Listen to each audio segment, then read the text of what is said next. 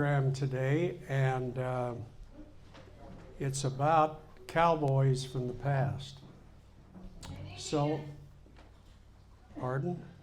And Indians. Yeah, Indians too.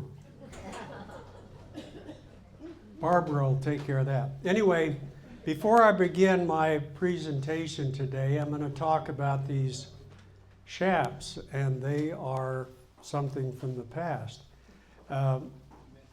They are Angora goat hair shotgun type chaps. You step into them just like you would a pair of trousers. They actually have pockets here that you can slip your hand in on both sides. They were very popular in the 1870s, 80s, 1890s, 1920s, even into the 1930s. But these were owned by a guy by the name of Frank George Hoenen. And he was born in Grand Island, Nebraska in February of 1888. Now I'm going to back up a little bit because I'm going to talk about his parents first. They were German immigrants that came from Germany around 1880, and they came to Nebraska. They stayed there for a while. Frank was born there in 1888. They were married in 1887, a year prior to that. And besides Frank, the Hoenens had 3 other children. They had 2 sons and a daughter besides Frank. Frank was the oldest.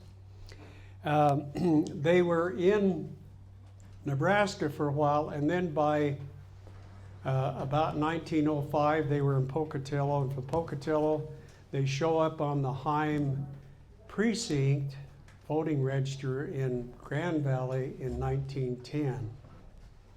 So, as they came and homesteaded in the blowout area of Grand Valley, and Lena, who was Frank's mother, died in 1915, so she only was living in the valley for a very short time. The other children left shortly after that, and so Frank and his dad, Jess, is what he went by, stayed on the ranch, was there together for a few years until Frank ended up being drafted into the First World War. So I'm going to have my wife pass around some pictures. There's a total of 3 pictures. One of them shows Frank Hoenen in blowout, standing on a rock with a rifle aiming at something with these chaps on. The date is 1921. So I can verify that they're at least 104 years old, and they may be older than that. The other picture shows Frank working on a buzzsaw. He's sharpening it to saw wood. Most ranches and homes in this valley heated homes with wood and cooked with wood as well. The last picture, picture number 3, shows Frank Hoenen with Geneva McKay, Annis, and Ardith. I'll tell you more about that picture as my presentation goes along. But anyway, after the war, Frank came back, was there with his dad. And so I worked for Annis McKay Allen's dad, Archie. And Archie told me one time, he said, in fact, I worked for him in 1964, helped him calve his cows in February, March, and April. And he said to me, he said, I remember those chaps when I was in 1st or 2nd grade. He said there was a bunch of cowboys who were moving cattle from Star Valley and Grand Valley to Idaho Falls to market. Those days they didn't have the big semis to move cattle like they do today. But anyway, he said Frank had those chaps on. First time he'd ever seen Frank, first time he'd ever seen the chaps. Then fast forward a few years, and when he was about 14, they hired him to come up and help them put hay up. The Hoenens did.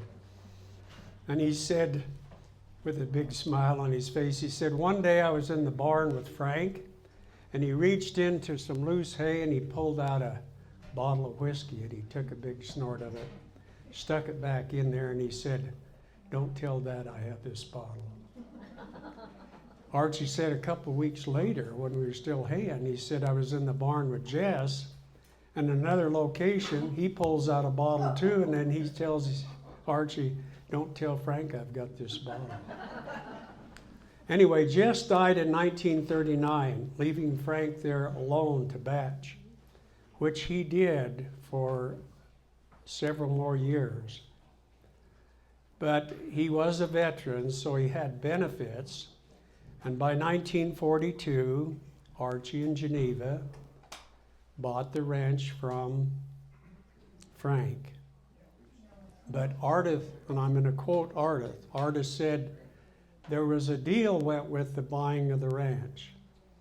So they agreed on a financial figure, but in addition to that, Frank asked them if he could live with them until his benefits would kick in at his retirement time.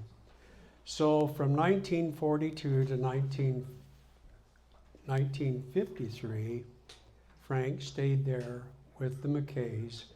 He lived in the basement. He had a room there. Wayne also lived in the basement, and the rest of the family were upstairs.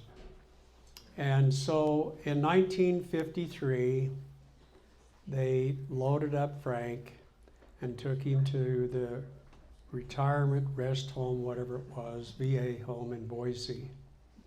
Now, one of the pictures I sent around shows a picture of Geneva, Annis, and Ardith, and Frank.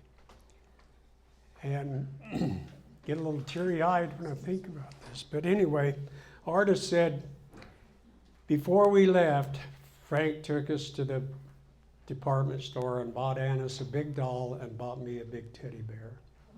And she said, you know, he was part of our family. And when we left,